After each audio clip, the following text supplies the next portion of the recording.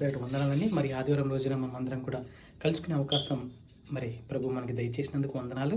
మరి కూడి వచ్చిన ప్రతి ఒక్క బిడ్డకు వందనాలు, ఆన్లైన్ చూస్తున్న ప్రతి ఒక్క బిడ్డకు వందనాలండి.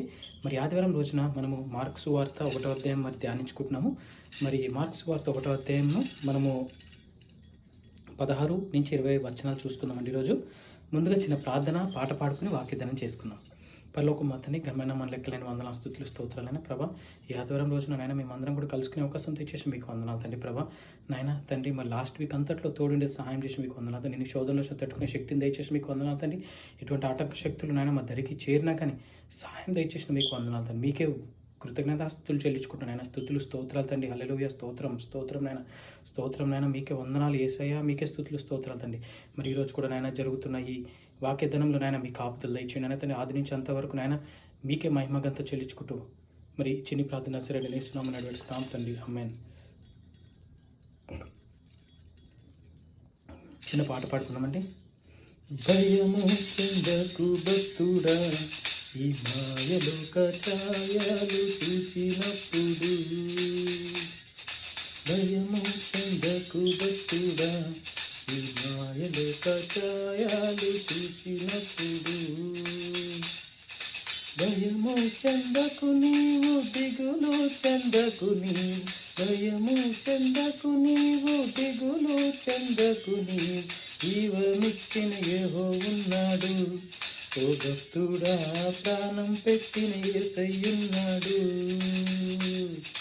జీవమిచ్చిన యెహోవా ఉన్నాడు, ఓ భక్తుడా, ప్రాణం పెట్టిన యేసయ్యున్నాడు. భయము చెందకు భక్తుడా, ఈ మాయలోక ఛాయలు చూసినప్పుడు. భయము చెందకు భక్తుడా, ఈ మాయలోక ఛాయలు చూసినప్పుడు. బబులోను దేశమందున ఆ భక్తులు ముగ్గురు బొమ్మకు మ్రొక్కనందున. బబులోను దేశమందున ఆ భక్తులు ముగ్గురు బొమ్మకు మ్రొక్కనందున. పట్టి బంధించి రాజు అగ్నిలో పడవేస్తే, పట్టి బంధించిన రాజు అగ్నిలో పడవేస్తే, నాలుగో వాడు ఉండలేదా, ఓ భక్తుడా, నాలుగో వాడు ఉండలేదా, నాలుగో వాడు ఉండలేదా, ఓ భక్తుడా, నాలుగో వాడు ఉండలేదా. భయము చెందకు భక్తుడా, ఈ మాయలోక ఛాయలు చూసినప్పుడు. భయము చెందకు భక్తుడా, ఈ మాయలోక ఛాయలు చూసినప్పుడు. హల్లెలూయా. మరి వాక్యదానం చేసుకున్నామని మార్కు సువార్త 1:16 నుంచి 20 వచనాలు. Jesus calls his first disciples. Mark 1:16 నుంచి 20. యేసు తన మొదటి శిష్యులని పిలుచుట. ఆయన గలిలే సముద్ర తీరంన వెళ్ళుచుండగా సీమోను సహోదరుడు అంద్రేయు సముద్రంలో వలవేయుట చూచెను. వారు జాలర్లు. యేసు, నా వెంబడి రండి, నేను మిమ్మను మనుష్యులను పట్టు జాలులుగా చేసేదనని వారితో చెప్పాను. వెంటనే వారు తమ వలలు విడిచి ఆయనను వెంబడించిరి. ఆయన ఇంకా కొంత దూరము వెళ్ళి జెబెదయి కుమారుడగు యాకోబును అతని సహోదరుడగు యోహానును చూచెను. వారు దోణిలో ఉండి తమ వలలు బాగు చేసుకొనుచుండిరి. వెంటనే ఆయన వారిని పిలువగా వారు తమ తండ్రి అయిన జెబెదయిని దోణిలో జీతగాండ్ర యొద్ద విడిచిపెట్టి ఆయనను వెంబడించిరి. ఆమేన్.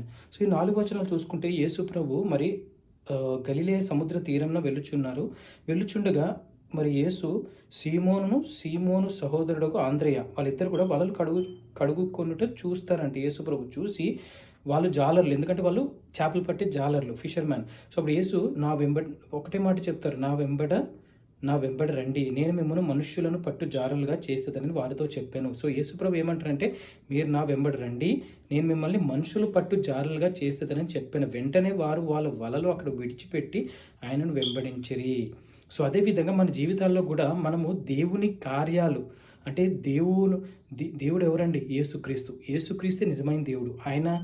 ఆయనకి సంబంధించి మనం ఏ పనైనా చేస్తున్నామంటే ఆ పనికి మనము త్వరపడి వెళ్ళాలి. ఇప్పుడు మన పాస్టర్స్ కానీ, చర్చ్ మెంబర్స్ కానీ, ఏదైనా చర్చ్‌లో పని అంటే పాస్టర్స్ కానీ, లేదంటే బయట మరి ఇంకెవరైనా మరి దేవుడి బిడ్డలు బ్రదర్స్ అండ్ సిస్టర్స్ ఎవరైనా కానీ దేవుడి పనికి మరి పిలిస్తే మనం ఏం చేయాలంట?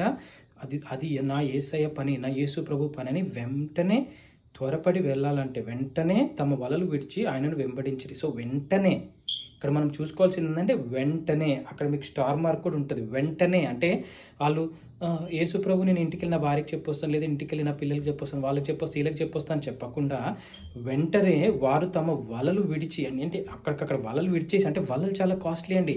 జాలలకి మరి తిండి అంటే వాళ్ళు చేపలు పట్టుకుని చేపలు నమ్ముకునే బతుకుతారు ఫిషర్ మ్యాన్. మరి మనం కూడా చూసుంటాం. అదేవిధంగా వాళ్ళ ఆస్తే వాళ్ళ వల, వాళ్ళకి ఇంకెన్ని ఆస్తులు ఉన్నా కానీ వాళ్ళకి ఆస్తి ఏంటంటే వల. ఆ వలని కూడా అక్కడ వదిలేసి మరి అది ఎవరైనా ఎత్తుకెళ్ళిపోతారా, లేదంటే అది నీటిలో కొట్టుకెళ్ళిపోతుందా, ఇంకా ఏం పట్టించుకోకుండా వెంటనే వారు అవన్నీ విడిచేసి ఆయనను వెంబడించిరి. ఆయన ఇంకా కొంత దూరం వెళ్ళి జెబెదయి కుమారుడగు యాకోబును అతని సహోదరుడగు యోహానును చూచెను.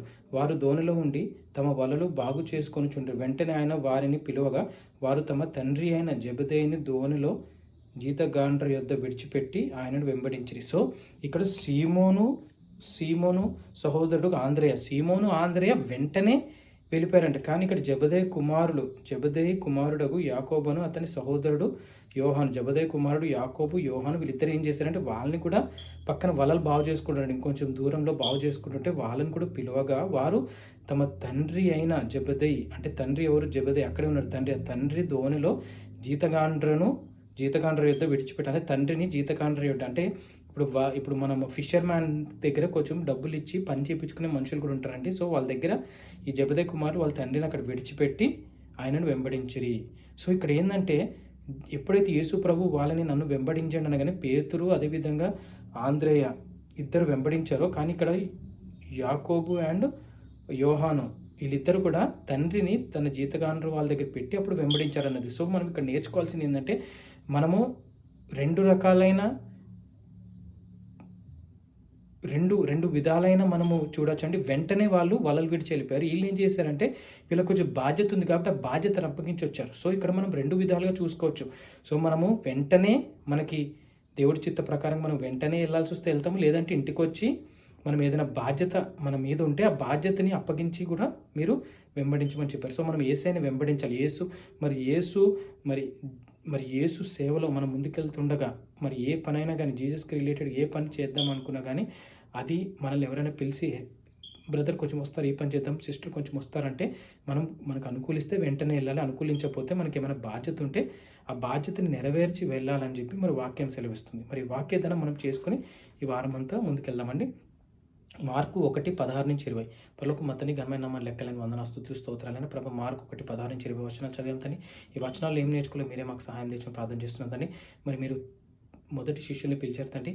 నేను గలిలయ తీరంలో మీరు నడుస్తుండగా పేతురు ఆంద్రేయ మరి వాళ్ళు వలలు కడుక్కుంటూ చుండగా వాళ్ళని పిలవగానే వెంటనే వెంబడించారు తండ్రి. వాళ్ళని వదిలేసి అదేవిధంగా యాకోబు యోహాను మరి వాళ్ళు కూడా వాళ్ళని బాగు చేస్తున్నారు. వాళ్ళని పిలవగానే వాళ్ళ తండ్రిని పనివారి దగ్గర నుంచి వచ్చారు తండ్రి. మరి ఇక్కడ రెండు విధమైన మరి పిలుపు ఒకటేనైనా కానీ ఒకటి బాధ్యతతో కూడిన ఉన్నది, ఒకటేమో బాధ్యతలు ఏమి లేకపోతే ఎలా ప్రవర్తించాలి, బాధ్యత ఉన్నప్పుడు ఎలా ప్రవర్తించాలి, బాధ్యతలు ఏమి లేనప్పుడు ఎలా ప్రవర్తించాలి అన్నట్టు రెండు విధాలైన నాయన మీరు మాకు వాక్యం ద్వారా మాతో మాట్లాడారు. మీకు వందనాలు తండ్రి. మేము కూడా వెంటనే మీ పనిలో ముందుకు వచ్చి కృపణ కోరుకున్నాను. అదేవిధంగా బాధ్యత ఉంటే బాధ్యతని నిర్వర్తించి వచ్చే కూడా కృపణ కోరుకున్నాను తండ్రి. ప్రభా నాయన వాక్యాన్ని మేము ధ్యానించుకుని నెక్స్ట్ వీక్ అంతట్లో ముందుకెళ్ళి కృపణ కోరుకుంటూ నాయన ప్రతి ఒక్క బిడ్డకి మేము ఎన్నైనా దీవెన దయచేయమని కోరుకుంటూ మీకే మహిమగంతా చెల్లించుకుంటూ యేసు నామములో యేసు రక్తాన్ని ఆశ్రయిస్తుండగా నేను యేసు నామములో ప్రతి ఒక్క అంధకార శక్తిని లయపరచమని కోరుకుంటూ చిన్ని పరాధ నజరేయుడైన యేసు నామమున నడిపెట్టుకుంటాం తండ్రి. ఆమేన్. అందరికీ shalom. Have a great day. Thank you.